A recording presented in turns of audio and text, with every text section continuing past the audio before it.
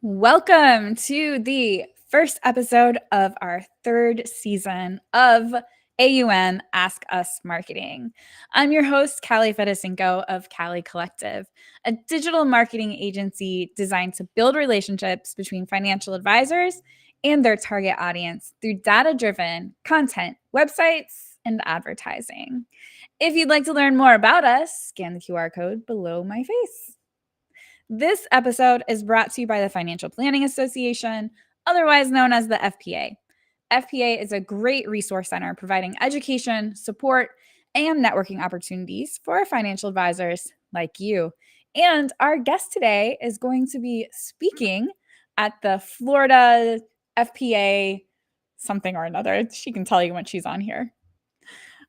We are absolutely thrilled today to have Deirdre Van Nest with us. She's a dynamic speaker, expert on public presentations, and owner of Crazy Good Talks. So whether you're speaking to potential clients, peers, or partners, mastering public speaking can transform your career. Deirdre will share her tips on how to captivate your audience, build trust, and turn your presentations into lead-generating machines, which is what we all want.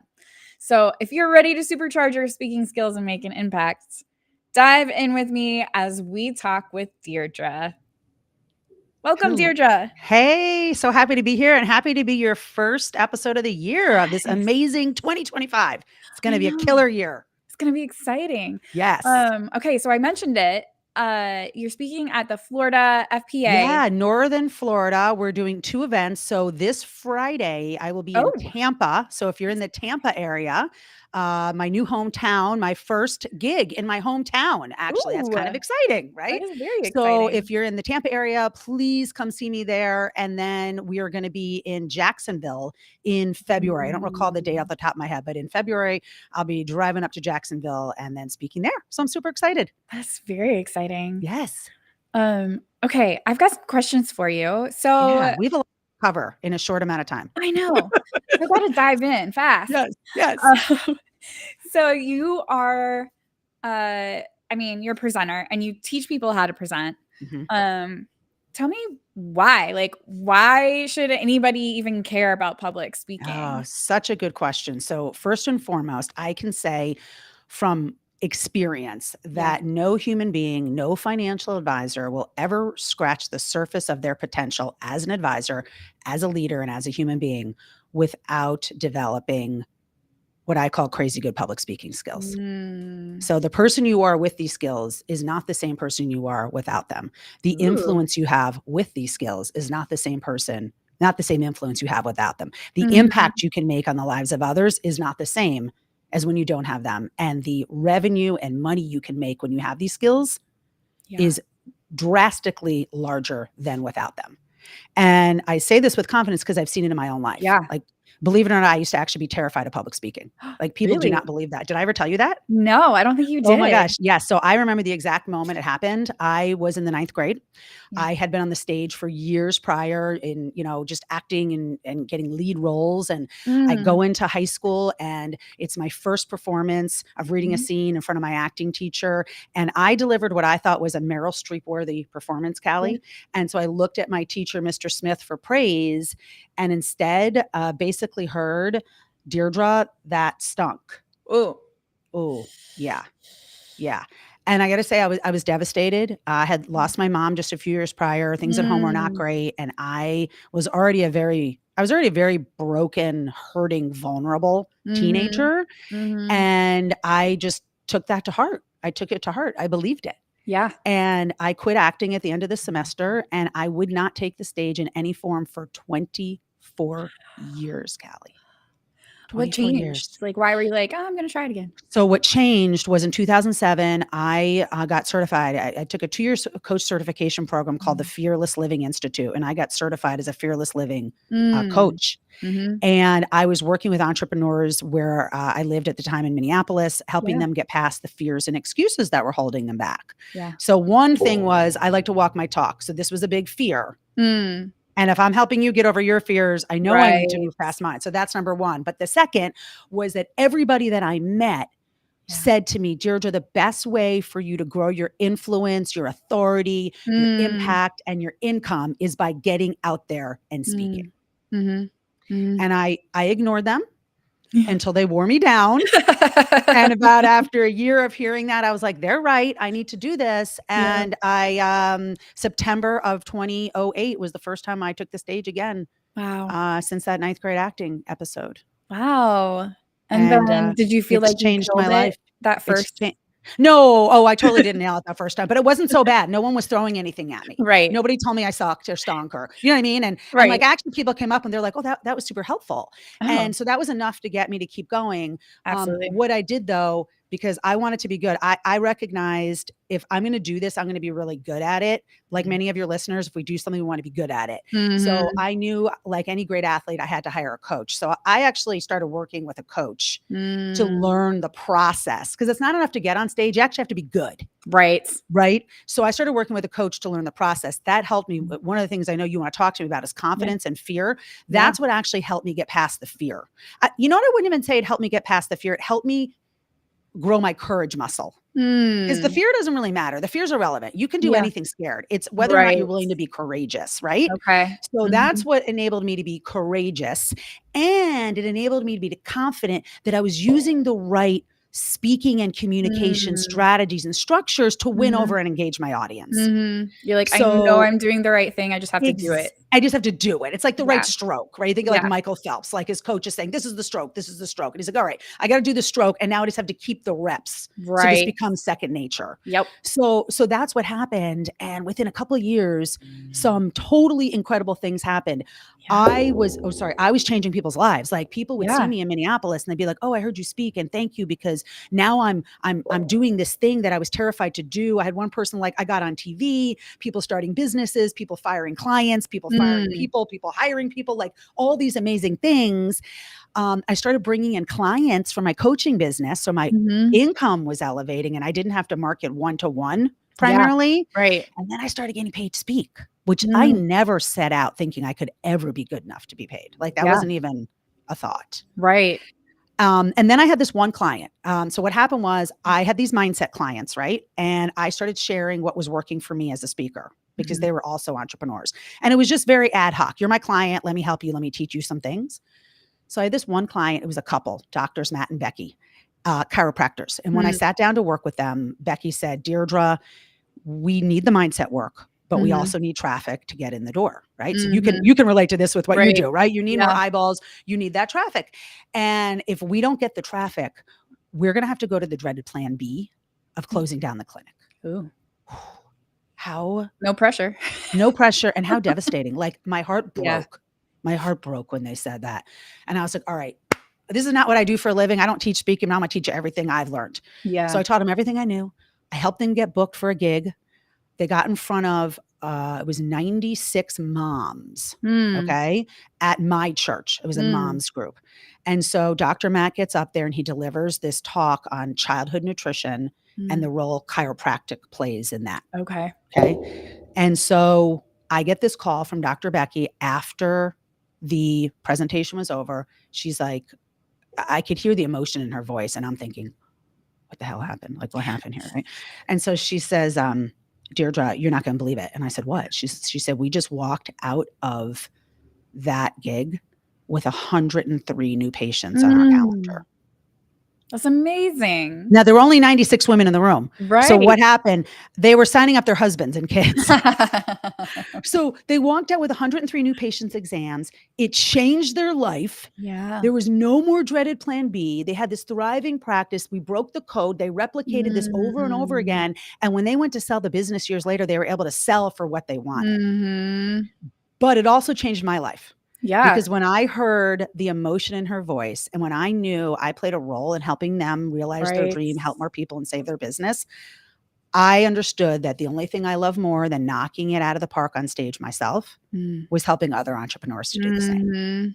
And so over the course of a year, I started shifting from the mindset coaching to the speech and storytelling coaching. I got Right. certified by my coach to be one of his coaches. And Okay. then over time, I adapted and created my own methodology because he was really focused on helping just keynote speakers. Mhm. I'm focused on that and entrepreneurs Mhm. and thought leaders. Mhm. And so that was back in 2010 it started, and here we are. Here we are. Here we are. Deirdre, you just did 2 things I noticed. Well, not 2 things. 1 thing 2 times. You told a story, and Yes. and that's so powerful. We've had people on here before talking about storytelling and how you Yes. connect. Is that part of the speaking framework that you walk people through? Absolutely. So what I just shared was one of my what I call a personal brand why story. Mm. It's a story about why I care about my clients. Mhm. Right? So notice that I'm talking about why I care. Yeah. Right? So I didn't give you my biography, like I was an Right. occupational therapist, then I got certified, then I was a real estate investor, then I got certified as a fearless living coach, then I became a world-class speaking coach, then I became a speaking coach. That's a bio. A lot of Mm. people think their personal brand why story or their why story is why like they got in the business, how they Yeah. got in the business. It's Right. not that. Yeah. What it is why you care about your clients. Mm. So my story does tell you a little bit about my progression, Mhm. but I'm leading up to telling you why I care about you, right? When I Yeah. heard her voice and I knew what this meant to them and that I Yeah. played a role in helping them save their business and realize their dreams and help more people in the community, I knew this is what I wanted to do for the rest of my life, Right. right? Yeah. I also noticed made myself vulnerable by sharing that I used to be terrified Yeah. because I don't want your listener looking at me thinking, well, it's really easy for her to give speaking tips. She's all She's not polished yep. and confident and got it all together. Yeah. That was not the case when I Yeah. started doing this in Yeah. 2008. Yeah. So I'm here to say, like, if I can do this, you can do this if you set your mind to it and you're willing to Right. learn how to do it. And speaking of, let's talk about overcoming the fear. Like a lot of people hesitate to get in the spotlight, which I totally understand. How can you overcome stage fright or the big one that we all have, imposter syndrome, and Yeah. And one thing being I want to say confident? that's on my mind, I'm sorry, Yeah, I said something that's totally off brand. I said the word HE double L. I don't usually say a word like that in public, so I I didn't apologize. even notice. I notice and it's bothering me. So I just have to put it out there that that was Yeah, off brand and not usually a word I would use. I got excited, just like flew out of my mouth. So I apologize yeah. for that. You're forgiven by me. Okay. Thank you. Thank you. Thank you. Thank you. Okay. So, the thing with imposter syndrome is you have to just acknowledge that it exists. Yeah. I know for me in my career, I go through in and out of imposter syndrome. And I think the Mhm. higher level that I'm going for when I'm challenging myself for the next level of excellence or expertise, I experience it. Yeah. Can you relate to that, Oh, yeah. Callie? Do you? Okay. 100%. You're doing something new. Yeah. And so there's so many times where I'm like, who am I to? Who am I to? Mhm. From me, I take it, and this is just where I come from a faith Mhm. perspective. And I Yeah. just say, well, this is what God has called me to, and Mm. He's equipping me. So maybe I'm not that great at this, but through His power and His anointing, I am. And that's the way Yeah. I Yeah. reframe it. Right Right. in my own life. But if that doesn't, if that doesn't resonate with you, I think you just have to realize it's something we all go through. I've read books on the matter, and I will say it affects women more than men, and Mm. it affects high performers more than people who are not going for high performance type of Mm. skill in a certain Okay. area. So it Yeah. kind of comes with the territory of really Right. going for something. So Yeah. don't read into it too much. Mhm. In terms of the fear, one of Mhm. the things that I learned as a client of Fearless Living and as a Yeah. Fearless Living coach is that if you are not uncomfortable, you're not playing a big enough game. Mm. So it's great to be afraid. Mm. You need to be afraid. If you're not afraid, you're not playing a big enough game. So the fact that Okay. you're afraid tells me you are in the right place, doing the right Mm. thing. And Mhm. now you just have to be willing to be uncomfortable and feel those feelings Mhm. and to do what you need. Like I did, mine was following a process and getting a coach so that Right. your courage muscle is built. Yeah.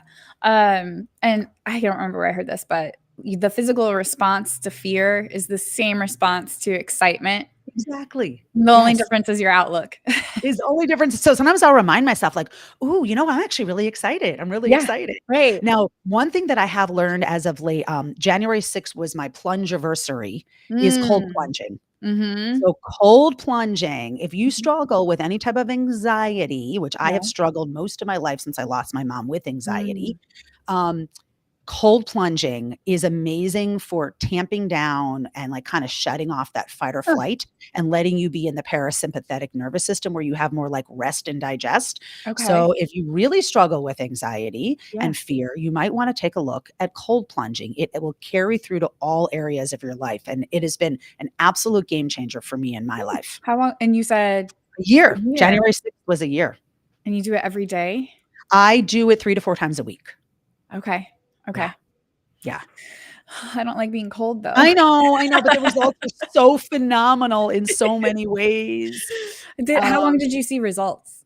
Or how oh, long did it take? I should say. the first session Wow. immediately. Okay. Yeah. Interesting. And then it's just a progression. It just builds, but Yeah. it was Yeah. immediate. Okay.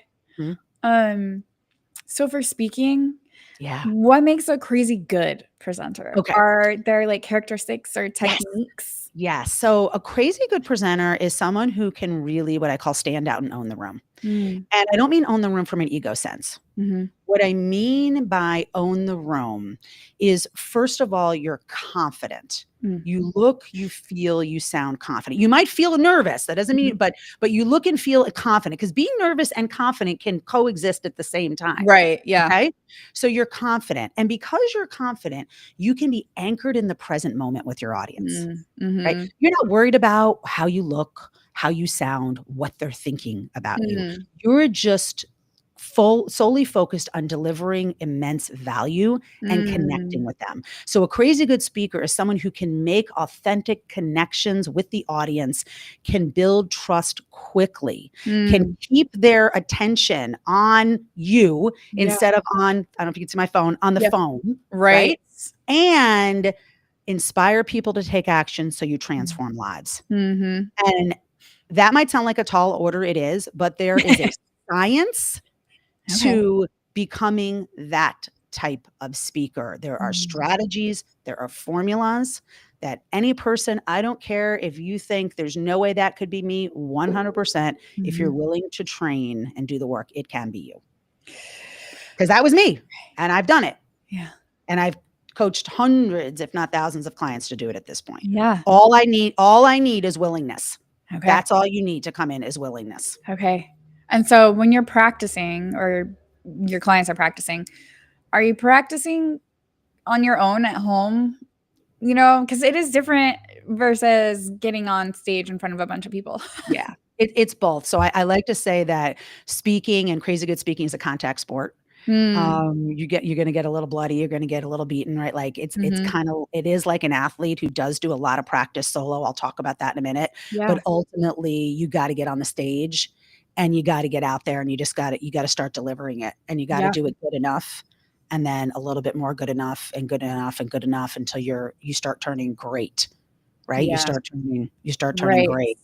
And, so that's one, but the behind the scenes Mhm. is I personally everyone has their own process. Mhm. I don't like practicing in front of other people. Maybe that's bad. I've asked myself that before, but it seems to be working out okay. So, I'm just kinda going with it.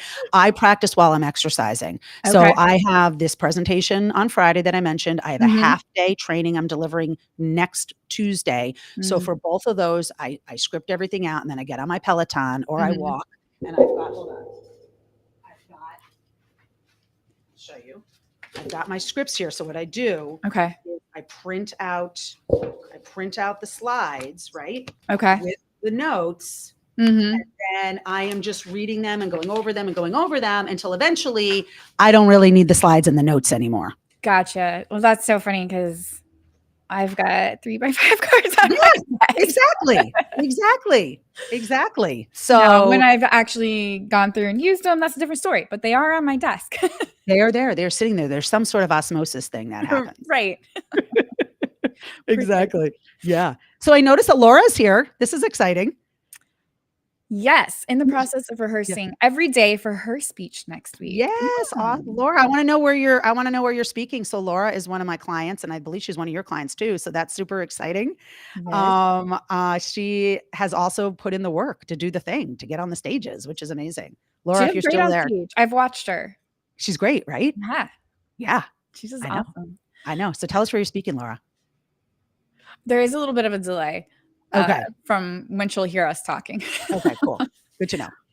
And okay, so Laura's a great example, and other people. For someone who's just starting out, what are 3 practical steps that they can take to improve and start seeing results? Yes, I love it. I love it. Okay, I did notice that Laura says she's speaking at EWAS. Oh, Cheryl's here too. This is awesome. You're both speaking at EWAS. Okay, love that. So EWAS stands for Elite Wealth Advisor Symposium. Mm. That's a great event. I've spoken there 3 times actually. It's a great event put on for like the top 1% of advisors in the country by a man named Brian Sweet.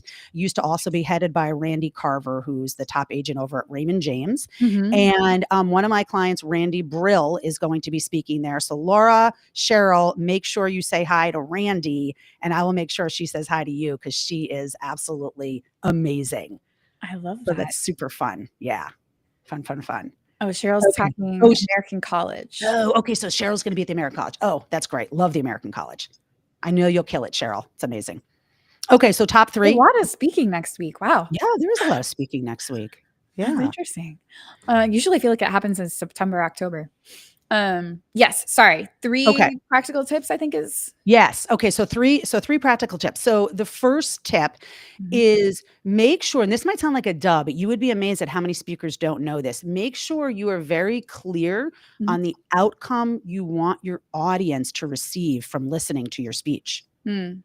So When you say outcome, do you mean like, hey, working with me, you're going to see XYZ? Or do you mean after this presentation, you're gonna walk home with 3 tips?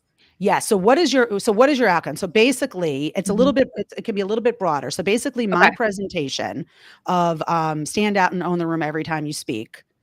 I want my listeners to walk out feeling confident that they have just learned a tool that they can use to Mm. grab the attention of an audience from the first words out of their mouth. Like, I want them to walk out going, okay, I understand the importance of standing out and owning the room, and I've Mhm. got this tool that I can use to do that. Mm. And you're telling them this at the beginning. That way they're gonna No, listen.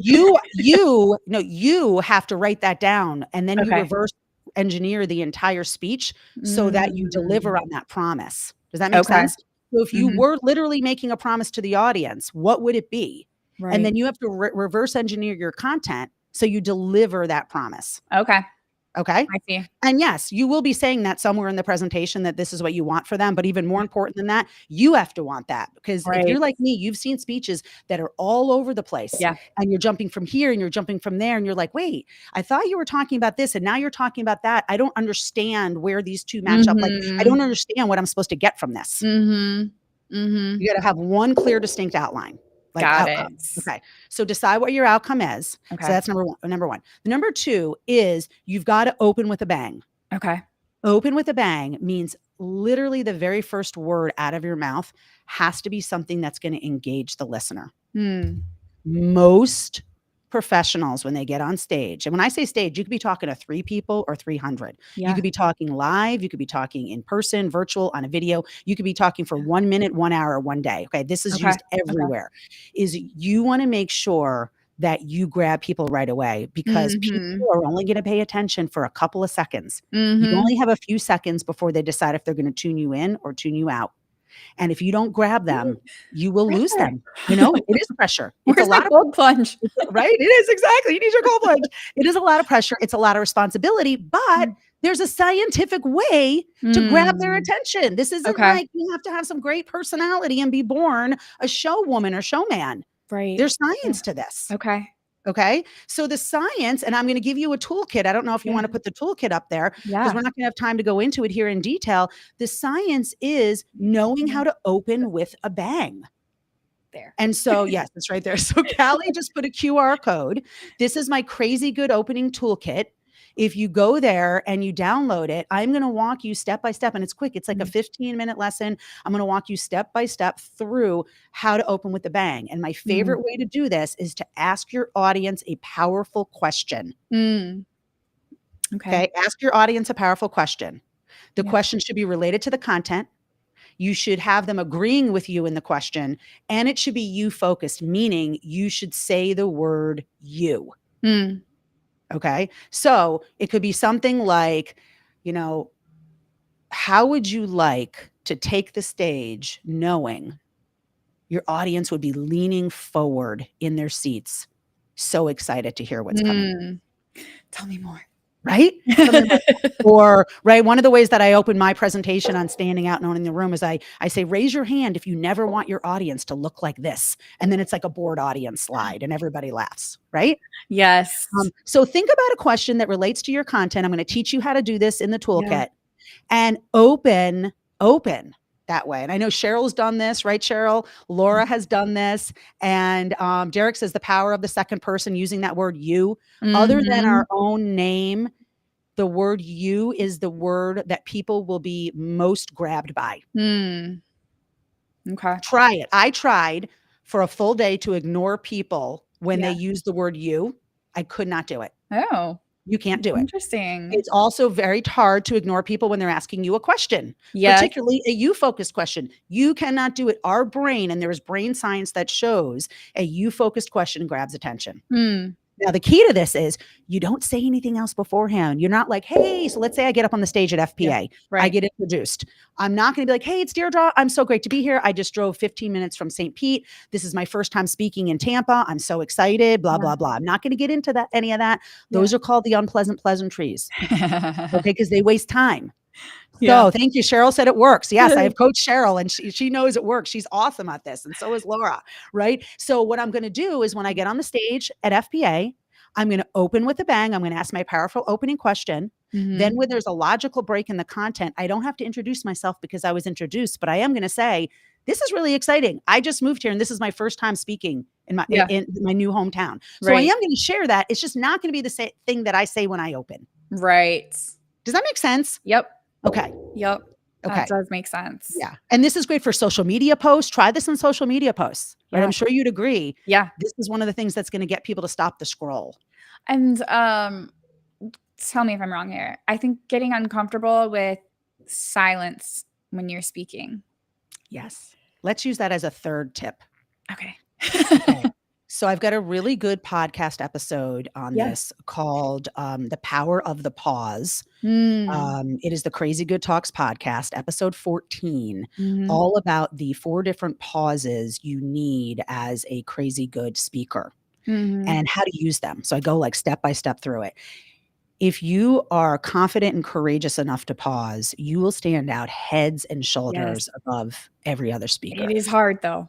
It's very hard. Yeah. And most people are afraid to do it. But this is where the music is made. It's in the pause between the notes. Right? This is where the audience gets to take a breath. This is where they catch up with your emotions. And if you truly want to own the stage, one of the strategies I use when I get introduced and I walk up on the stage, I do pause, usually for about 2 seconds. I pause long enough to literally drink in the breath of the audience. So the way what I'm thinking about, Callie, is let's say there's 100 people in the room. These are 100 beautiful souls that have chosen to give me their precious life. Right. Yeah. And this makes me emotional. Like literally, time is life. Yeah. So these people have chosen to sit with me and trust me for however long I'm there with their time. And that is an amazing gift. Yeah. And so that is what I'm thinking about before I get on stage, by the way. I'm looking at them thinking, I love you, I love you, I love you. It might sound corny, but that's what I'm saying in my heart. That keeps me out of my head. So I get up on stage with like total love on my heart for the audience. And then I stand there for a second and I just literally go like this. And I'm looking around, just drinking in these people. Yeah. And then I do my opening line. And in that silence, I grab attention because it's so unusual. Yeah. And you've got them. You do that. You do your open with a bang. You are like golden. Yep. Even if the rest of the presentation isn't that good, they're likely going to forgive you and stay with you. Yes. We do have a question here from Zena. Yeah. How can we avoid losing our speech or going into too many details in the middle of the presentation? Okay, such a great question, Zena. You might hate the answer to the question, so don't shoot the messenger. I firmly believe, and I do this myself, I script out all my speeches word for word. Oh, wow. Word for word. How many people do that, do you think? Is that like unusual or is that pretty common? I mean, I think with my clients, it's very common because that's what I teach them to do, and I know Sure. that's what works best.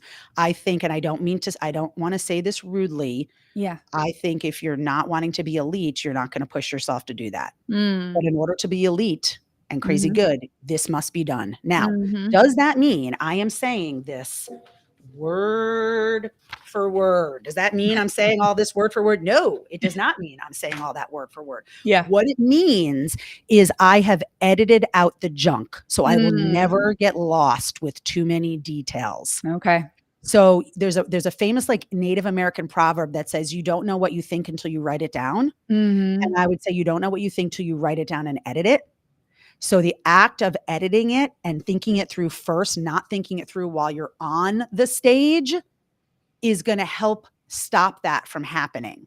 Hmm. What it's also gonna enable you to do is it's gonna enable you to take detours that are meaningful for the audience Mhm. versus, let me go on this rambling thing and I'm not really sure. Right. So I highly recommend you take the time to script it out, get rid of the stuff that doesn't need to be there, and then you practice it. And then you can kind of practice in bullet points Yeah. like you have on your cards. But the Right. beautiful thing about this is easier today than it was even 6 months ago with the rolling out of ChatGPT-4. I mean, Mm. this tool and tools like Claude are so incredible at helping you write Yeah. that you could literally dictate the speech into ChatGPT-4 and tell it to cut out the junk and the details that don't need to be there. Mhm. So I've been doing this for years and it has taken me hours upon hours upon hours. I think you could do this whole thing in like maybe an hour now for a Right. 60-minute speech. I mean, so use technology to help you with this so it's not as daunting. What about timing? Because that's Mm. something that I run into, like, okay, I know the outcome. I've scripted it out, but I'm 20 minutes short. Yes. Okay. So it's better to be short than to be long. So one thing I Yeah. do want to say as a speaker and a crazy good speaker, you have to end on time. Mhm. So when I get up on a stage, I was on a stage a few weeks ago. I was speaking for Corebridge Financial, one of their Mhm. like, national education summits. And Corebridge produces their events. If you've ever gone to an event or spoken, Callie, they are best in class with the event production. I've done 5 events for them. And Okay. I always go there knowing this is going to be amazing from a production standpoint. And so Mhm. they are very serious about we give you 45 minutes, you need to end. And so I see that Mm. countdown clock going and I'm in the yellow. I know I got to land it right Right. there. So one, that's where this practicing and getting it on paper is absolutely critical, Mm. because then I'm practicing it on the walk, on the Peloton. I'm pointing because my Peloton's Mhm. right there behind this monitor, but I'm on there and I am making sure. And so the way to do that is to chunk it out. Okay, I know my opening takes 7 minutes. Mm. That I know I need to be done with the first point by 20 minutes in. I Mhm. know I need to be done with the second point by 40 minutes in. I got to be in my offer with 2 minutes and wrapping up in 3 minutes. So chunk out. And then if it's taking too long, you've got to start seeing where you can Yep. remove content from a piece. Yep. Okay. In terms of too short is fantastic. So all you have to do with too short Mhm. is either add another teaching point Mhm. or add activities so that it turns Mm. into something where the audience can integrate the experience. Yeah. So when I Okay. go That's a from a great idea. 60-minute presentation to a 3-hour, people will say to me, "You're teaching for 4 hours?" I'm like, Yeah. "Yeah." And they're like, "How do you that's so hard." I'm like, "No, no, no, no. It's not. What you do is you take your, let's say your 60-minute principle, Mhm. you expand it to 4 hours by making it a workshop. Mm. And now people are doing the work and you're doing coaching hot seats. Mhm. You're helping them. They're doing peer-to-peer exercises. You might be adding more content, but a lot of the time you're adding it so that it's totally experiential. They're walking Mm. out with something on Right. the outside. Does Yeah. that help? Does that help that? That helps a lot and such Okay. a great idea that I don't know, I never thought of before. Okay. But Okay. that's why you were the expert. Yeah. No, thank you. Thank you. I don't learn these things too. I mean, like I said, this has all been learned, right, over the Right. years and trying things and being like, "Oh, well, that didn't work so well. Let's try it this way." Right. And And speaking of you being an expert with all these great tips, your LinkedIn, which I'm gonna put your LinkedIn up here in the corner, was so great. You did this whole series on what you're doing wrong as a speaker. Oh, yes, and that was with I gotta give props to Laura Yeah. Barfield and, Sharon Gotula over at Idea to Cancer. So they are my video production team. I personally use them, and I recommend them to my clients. And so they were like, "Well, let's do a series," right? And we came up with the, my gosh, I'm totally blanking what we called it, Laura, if you remember now. Callie, what was it called? Because it was fun. It was Um, fun. and now this is terrible. Uh I don't remember my own stuff. That's bad. It's so bad. But it was basically like the top 6 like speaking myths or don'ts, the wrong thing to do. Right. And yes, that was fun. It was And fun. so it's on And it my was really LinkedIn. practical too. Just like Yes, you're talking about what you do with your audience. It was the same thing, but on LinkedIn. on LinkedIn. And they Yeah. were just short little 60-second videos. Mhm. So if you wanna check it out, it was last year. I feel like we might have put those out. Outdated speaking tips, she said. Thank you, Laura. Outdated speaking tips. Exactly. So we did a series of outdated speaking tips. And I think they were posted maybe like last, like maybe Q2 and Q3 of Yeah, last year. I wanna say it was around the fall. It Okay. was right around the time I was speaking. Okay. All right. Great. Great. I'm glad. Yeah. And then my podcast. My podcast is on pause at the moment, but there's 35 great episodes there. So if you want Yeah. more, yeah, Okay, it's a good place to awesome. go. And I had one more question for you, but we are out of time, so I'll have to save it for Oh the next time no. I have you on here. Okay. Okay. You can ask me. You can ask me later. I'm dying to know what it is. Yeah. Yeah. Well, yeah, I won't say it. I'll wait. I'll make Okay. everybody tune in again. Okay. Let's do this again. Yes, absolutely. Yeah. Yeah. Yeah. Um, all right, let me see if I can figure out how to there we go, turn off the overlay.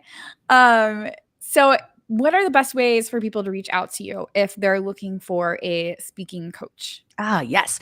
So LinkedIn is great. I'm on there all the time. Mhm, So that would be wonderful. You can send me a direct message there. And then my website is crazygoodtalks.com. mhm. If you go over to the speech coaching page, you can see the programs that we offer. And there's an opportunity to chat with Lillian, who's my client concierge. And you can have a 30-minute strategy session with her. And then you can figure out like which option that we offer Mm, is going to be best for you. So awesome. crazygoodtalks.com, click on the speech coaching page. Pretty simple. Fantastic. This Yeah. was so fun. Thank you for being Yeah. here, Deidre. Thank you so much for having me. And can I just close with this? Yes. That every time you speak, you're auditioning for leadership. That Mm, is like what I base my whole speaking kind of mindset and perspective on. That was from James Hume. He's a presidential yeah, speechwriter. And so it's super important, even if it's a minute or 30 seconds, like, and it's one or two people, people are making decisions on yeah, if they're going to follow you, they trust you, they like you can lead them, your competency. So this is why it's so important to be a crazy good speaker. right. And Laura Oh, says, Deirdre is a fantastic speaking coach if you need the guidance to become a pro thank you, Laura. speaker. I appreciate that. You're the best. Thank you. Mwah. Awesome. Thank you so much, Deirdre. Thanks for having me. And as we're closing up, so next week I think we're speaking with, I don't even know my own schedule. We're either speaking with Andrew Shedlock about regulations that he's seeing in FINRA and SEC, or we're talking to Eli about automations. One of the two. Either way, it's going to be very interesting and informative. Join us Monday at noon. And if you want to know how your marketing is doing, scan this QR code and take our scorecard, which will let you know if your marketing is hitting the mark. And then join us next week as we have another AUM scheduled. Thanks for joining us.